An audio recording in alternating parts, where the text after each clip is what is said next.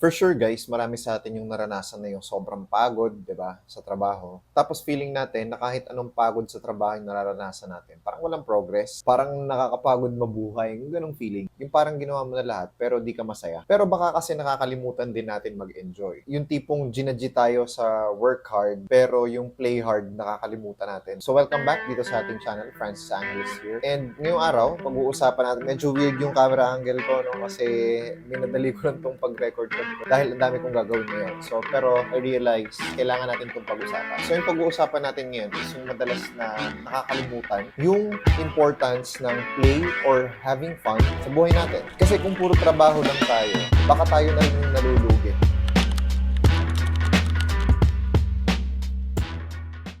Sa panahon ngayon guys, dito sa atin sa Pilipinas, parang yung isang trabaho talaga kulang. So, napipilitan yung karamihan sa atin, especially sa mga Gen Zs and Millennials, na magkaroon ng multiple work or side hustle. And karamihan sa atin, napansin ko lang din na sobrang busy and we want to be as productive as we can. At may mga taong napaproud na kulang sila sa tulog, yung tipong grind now, rest later, o kaya naman yung hashtag team no sleep. And then yung iba na work until your eyes bleed, yung mga ganong hashtag ngayon na nakikita natin sa social media. Pero sino ba talaga nagbe-benefit doon? Tayo ba or yung pinagtatrabahuhan natin? So according to a study from Harvard Business Review, yung mga taong wala daw work-life balance ay sila rin yung mga mabibilis na burnout. Sila din daw yung mga mabibilis magkaroon ng sakit at mabilis mawalan ng gana sa mga ginagawa nila. Parang kahit anong sipag natin, pero kung lagi naman tayong stress, ano din ba yung kakahinat na nun in the long run? And isa pang interesting fact, yung productivity daw ng isang tao or ng isang individual ay bumabagsak kung tuloy-tuloy siyang nagtatrabaho ng walang pahinga. And sabi ng mga psychologist,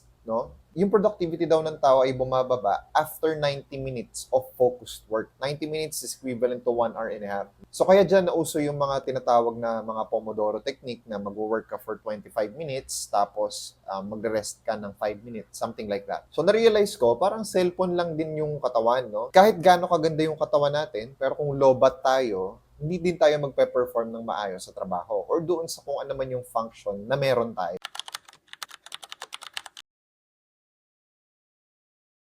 Ngayon, baka iniisip natin, Francis, hindi naman ako tamad eh. Like, gusto kong magtrabaho. Ayokong magsayang ng oras kasi time is money. Parang ganoon, di ba? Pero teka lang, no? Yung pag-enjoy ay hindi equivalent sa pagiging tamad. You are just being smart. Kapag naglalaro ka or you are having fun or may mga leisure activities ka na ginagawa on the side, nababawasan yung pagka-stress natin, di ba? Ganoon naman yung feeling. Alam nyo naman na yan. And according sa isang study na yung mga tao daw na may time for leisure and play, ay mas mababa yung risk ng pagkakaroon ng depression and anxiety. Kaya noong mga panahon na financial advisor ako na medyo stressful your work, although yung pressure, yung stress naman ay nanggagaling sa akin, no, nagmumula sa akin because I want to produce more. So, puro rejections, and then may mga gusto kang i-hit na milestones. Pero yung nakakapag-save na lang doon ng mental health namin, no, hindi lang ako, is yung having fun or leisure. Kaya karamihan sa amin, no, yung mga incentive is travel, o kaya naman massage, or yung mga hobbies na mga bago na pwede namin itry, tulad ng mga free diving. Guys, no, hindi naman kailangan ganun ka-fancy yung leisure mo, or pwede naman kahit simpleng gala lang sa mall, o kaya yung isang weekend na pupunta ka sa Tagaytay if you are from the metro, malapit lang sa mga ganyang location, may Taytay. I believe malaking bagay na yun.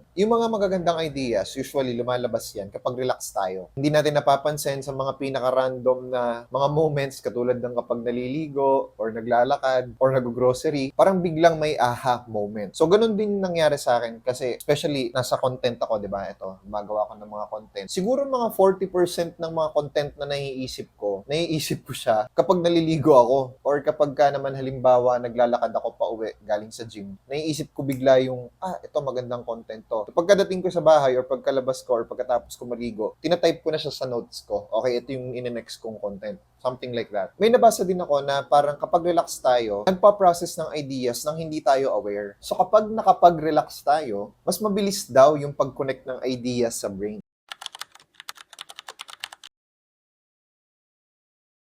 So dito naman guys, ano daw yung mga sign na kailangan mong mag-take ng break? Baka kailangan mo nang magpahinga. Hindi naman long term baka iba yung context na maisip nyo. Pero ano yung moment na okay, kailangan ko nang magkaroon ng konting leisure time or rest or downtime na tinatawag. Number 1 is kapag irritable na daw tayo kahit sa mga maliliit na bagay. Number 2, feeling natin pagod na tayo kahit kakasimula pa lang nung araw. Number 3, wala na daw tayong gana sa mga dating hobbies na meron tayo. Number 4, feeling mo wala nang point yung ginagawa mo. So yun daw yung mga 4 na sign na, uy, kailangan mo nang mag-rest, kailangan mo magpahinga, kailangan mo ng downtime. Pero sana naman, no, wag na natin paabutin sa ganung point. Ma-feel natin yon bago pa lang tayo magpahinga. So kapag naramdaman daw natin yung 4 na yon, it means it's time to pause. Don't worry kasi hindi yun katamaran. And alam nyo, to be honest, no, personally, nagdaan na rin ako sa maraming ganun because I really work hard, no, simula nung nag-start ako mag-work. Pag trabaho, todo talaga. Like, naalala ko pa nung nagtuturo ako, papasok ako ng 7 a.m., uuwi kami mga 10 p.m. o kaya naman alas 2 ng madaling araw because there's so much work to do. Pero since required siyang tapusin and ayaw mong may taong naapektuhan because of you, tatapusin mo yung trabaho. So, ganun yung ginagawa ko, ang ginagawa namin before, pero hindi pala maganda yung ganun, no. Maraming point na rin sa life ko na kailangan ko magpahinga kasi that's too much of work na. So, medyo kailangan mo ng huminay-hinay lang. And ngayon, na medyo matagal na tayo sa workforce, ngayon ko pa lang honestly nare-realize yung importance ng rest. Ngayon, naiintindihan ko na kung bakit kailangan pala talaga.